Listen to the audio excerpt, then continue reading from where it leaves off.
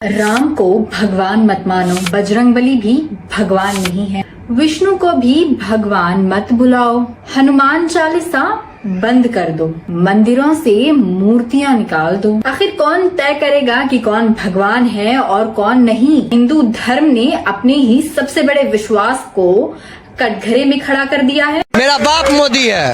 आप मोदी जी का पूजा करते हैं। मोदी को गिराने के लिए क्या राहुल गांधी ने चली एक और नई चाल? क्या औरतों के पल्लू के पीछे छुपकर खेली जा रही है एक और बड़ी पॉलिटिकल बाजी? क्या औरतें बन गई हैं राहुल गांधी का एक और नया हथियार? क्या पॉलिटिक्स की शतरंज में लड़कियां बन रही हैं राहुल गांधी का एक और छोटा सा प्यादा? आखिर राहुल गांधी का असली एजेंडा क्या है? क्या ये सिर्फ औरतों की आवाज है या मोदी सरकार पर सोची समझी साजिश, या फिर जिसे पप्पू की चाल कहा जा रहा है, क्या उसी चाल ने मोदी सरकार का पर्दाफाश कर दिया? गरीब भूख से मर रहा है, गरीब मौत की कंगाली की कगार पर खड़ा हुआ है, लेकिन असली कहानी वो नहीं है जो आपको दिखाई जा रही। सवाल ये नहीं है कि गरीब भूखा क्यों है, लेकिन सवाल ये है कि उसका हक का निवाला जा कहाँ रहा है। किसकी गलती है, किसकी नीति है, और सबसे बड़ा सवाल, क्या आपको इसकी असली वजह बताई जा रही है? अगर नहीं तो आज की ये कहानी आपको हिला कर रख देगी। आखिर इतनी अंधभक्ति क्यों? क्या मोदी को भगवान बनाने की बारी है? कोई प्रेस कॉन्फ्रेंस करता भगवान श्री नरेंद्र मोदी जी का है तो कोई मोदी की सोने की मूर्ति बनाने की बात करता सोने की मूर्ति बनने जा रही भगवान श्री नरेंद्र मोदी जी है, और कोई कहता है मोदी का मंदिर बनाया जाएगा 500 एकड़ की जमीन पर। बिहार सरकार इसके लिए फंड आवंटित करेगी। बिहार के अंदर 5 एकड़ भूमि आवंटित होगा और ये बिहार का सबसे विशाल मंदिर होगा, जिसमें हमारे भगवान, इतना भव्य मंदिर बनने जा रहा है। 112 करोड़ रुपए की लागत से ये मंदिर बनने जा रहा है। लेकिन सवाल ये है कि क्या वाकई में मोदी इतना महान है कि उसकी मंदिर बनाई जाए, उसकी मूर्ति की स्थापना की जाए? क्या उनका नाम भगवान राम के नाम के साथ जोड़ना सही होगा? जिस श्री राम को हिंदू धर्म में राम को मर्यादा पुरुषोत्तम जाना जाता है, उनके बराबर एक जिंदा मनुष्य को, एक पॉलिटिकल लीडर को उनकी बराबरी, उनका दर्जा देना, क्या ये अंधभक्ति नहीं है? क्या ये प्रोपेगेंडा नहीं है? राम के नाम पर राजनीति करना अलग बात है, लेकिन किसी नेता को राम का दर्जा देना ये कहाँ तक सही है? किसी नेता को भगवान समझ लेना ये कहाँ तक सही है? आखिर मोदी को भगवान बनाने की सोच कितनी दूर तक जाएगी? क्या ये भक्ति है या अंधभक्ति? क्या ये आस्था है या सिर्फ एक पॉलिटिकल राजनीतिक कल्ट? आज सवाल मोदी पर नहीं, सवाल उस सोच पर है जो एक नेता को भगवान बनाने पर तुली हुई है। जानते हैं इन सब चीजों के पीछे सच क्या है? इस अंधभक्त को देखिए, इस बेवकूफ अंधभक्त को देखिए, और ये अपने आप को किन्नर समुदाय का एक माननीय सदस्य बता रहा है। लेकिन सवाल ये है कि ये सोच क्या है? कैसा अंधविश्वास है और ये कैसा एजेंडा है जिसमें एक पॉलिटिशियन को सेवा के बदले भगवान बनाने की बात की जा रही है, और सिर्फ इसलिए कि मोदी ने किन्नर समाज के लिए काम किया है। अब इसके लिए क्या उनकी सोने की मूर्ति बनाएंगे, उनका मंदिर बनाएंगे, आरती करोगे, और क्या उनके नाम की चालीसा पढ़ोगे? भाई होश में आ जा। भाई वो पॉलिटिशियन है, लोगों के लिए काम करना उसकी जिम्मेदारी है, उसी के लिए उसे इलेक्ट किया गया है। अगर वो अपनी जिम्मेदारी नहीं निभाएगा तो क्या तू निभाएगा? और उसको जिम्मेदारी निभाने के लिए तू भगवान का टैग उसे दे रहा है, मंदिर बनाना चाहता है जस्ट बिकॉज कि उन्हें किन्नरों के लिए उसने काम किया है। और सबसे बड़ा सवाल, क्या किन्नर समाज की हर उपलब्धि का क्रेडिट क्या एक नेता को मिलना चाहिए? अगर समाज के लोग खुद अपने हक के लिए लड़ रहे हैं, अपनी पहचान बना रहे हैं, अपनी आवाज उठा रहे हैं, तो उनकी मेहनत को छोड़कर एक पॉलिटिशियन को भगवान बनाना क्या उनकी मेहनत का अपमान नहीं है? सेवा को सेवा रहने दो, राजनीति को राजनीति रहने दो, और भगवान को भगवान रहने दो। और इस अंधभक्ति के नाम पर किन्नर समाज को यूं बदनाम मत करो। ऐसी बेकार की सोच से अपने ही लोगों का नाम मत डुबाओ। अगर इसको कोई एक वक्त की रोटी खिला दे तो कहीं ये दूसरे ही पल उसे अपना बाप न समझ बैठे। पहले सुना था हनुमान चालीसा पढ़ी जाती है, भगवान हनुमान के भक्त चालीसा पढ़ते हैं, बड़ी आस्था रखते हैं, उनकी आराधना करते हैं। लेकिन अब ये क्या नया सुनने को मिल रहा है? मोदी चालीसा, योगी चालीसा, भाई ये भक्ति है या बेहद अंधभक्ति? एक तरफ भगवान की चालीसा तो दूसरी ओर एक बेवकूफ इंसान की चालीसा, जिसे लोकतंत्र में सेवक कहा जाता है, उसे तुम भगवान बना रहे हो, उसका मंदिर बना रहे हो, उसकी मूर्ति बना रहे हो। बच्चों के लिए स्कूल बनवाओ, अस्पताल बनवाओ, इस बेवकूफ का मंदिर नहीं। और जिनसे सवाल पूछने चाहिए उनके आगे सर झुकाए जा रहे हैं। ये कैसी सोच है और ये अंधभक्ति आखिर कहाँ तक जाएगी? अगर अपने ही घर के चौकीदार को मालिक बना दोगे तो हिसाब कौन देगा? आखिर हिसाब मांगोगे किससे? और सबसे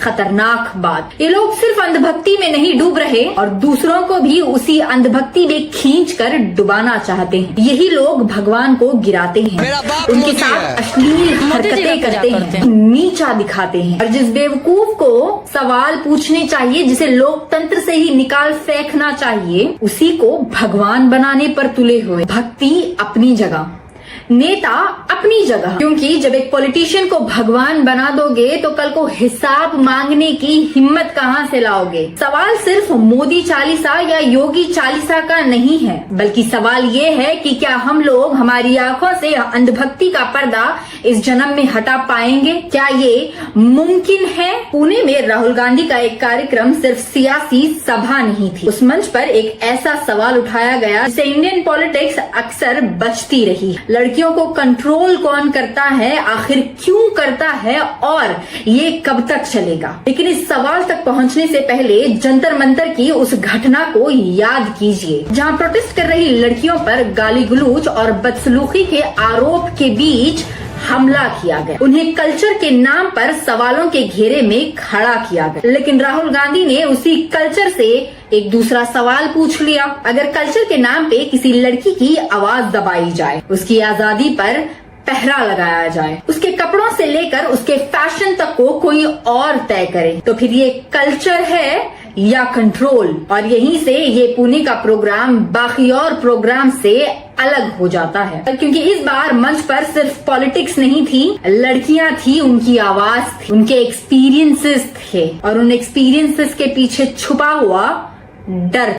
दबाती है, डराती है, धमकाती है, कंट्रोल करती है।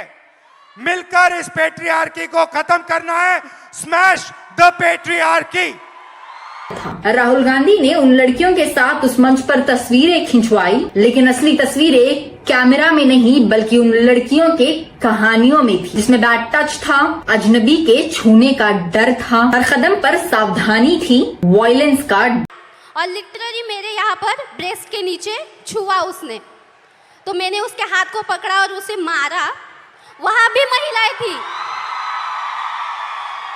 वहाँ पे भी लड़कियाँ थी, महिलाएं थी, लेकिन वहाँ भी उन्होंने कुछ नहीं बोला। मतलब ऐसी सिचुएशन है हमारे इंडिया में, महाराष्ट्र में, कि लड़की के साथ ऐसा होता है तो भी कुछ लड़के होते हैं, लड़कियां होती है, वो अपने बहनों की तरफ नहीं बोलती। डर था और सबसे बड़ी बात अपनी ही जिंदगी से कंट्रोल खो देने का डर था। और अब आप खुद सोचिए, जिस देश में लड़कियों की सेफ्टी की तो बात बहुत की जाती है मगर हासिल कुछ नहीं होता है, उसकी आजादी पर तो बात करते हैं मगर उसको आजादी नहीं देते हैं। और अगर आपको भी लगता है कि लड़कियों को सेफ्टी के नाम पर कभी कभी कंट्रोल किया जाता है तो कमेंट बॉक्स में अपना ओपिनियन जरूर बताइए, क्योंकि यही पुणे के प्रोग्राम का सबसे बड़ा सवाल था। लड़कियों को कंट्रोल कौन करता है, उन्हें कंट्रोल करने का तरीका क्या है और क्यों एक लड़की को अपने फैसले लेने के लिए हमेशा किसी और की परमिशन लेनी पड़ती। राहुल गांधी की इस पुणे की सभा काफी और सभाओं से अलग नजर आई, क्योंकि यहाँ बात सिर्फ पॉलिटिक्स की नहीं थी, यहाँ लड़कियों को भी बोलने का मौका दिया गया था, अपनी राय बताने का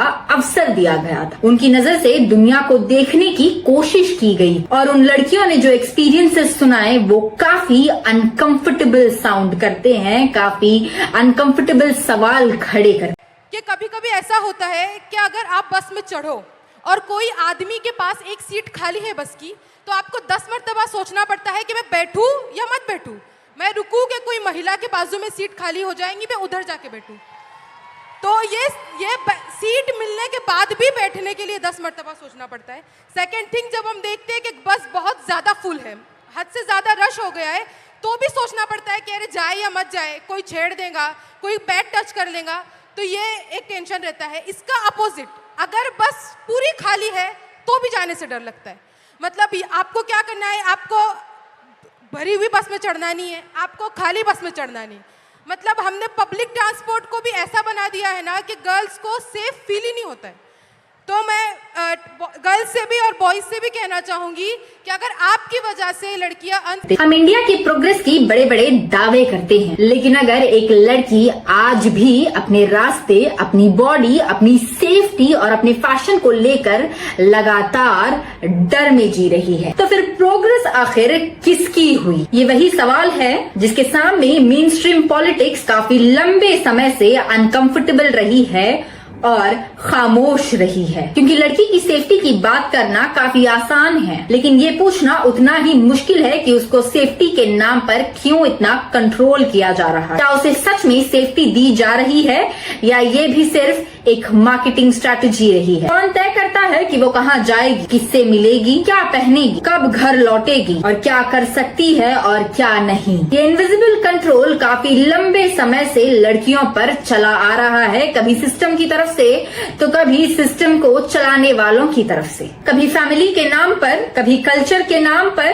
तो कभी सेफ्टी के नाम पर, कभी सोसाइटी के नाम पर। और शायद पुणे की सभा में सबसे बड़ी बात यही थी, सबसे बड़ा सवाल यही था। कंट्रोल की बात सिर्फ शब्दों में नहीं हुई। उन लड़कियों ने अपने एक्सपीरियंसेस के जरिए इन सारे सवालों को सरकार के सामने खड़ा कर दिया। उन लड़कियों की कहानियां इंडिया की प्रोग्रेस से सीधा, उनकी कहानियां इंडिया की प्रोग्रेस के उन तमाम दावों से सीधा सवाल करती है, जिसमें एक आम लड़की की रोजमर्रा की इनसिक्योरिटीज अक्सर दिखाई देती। क्योंकि सोचिए, मेन स्ट्रीम पॉलिटिक्स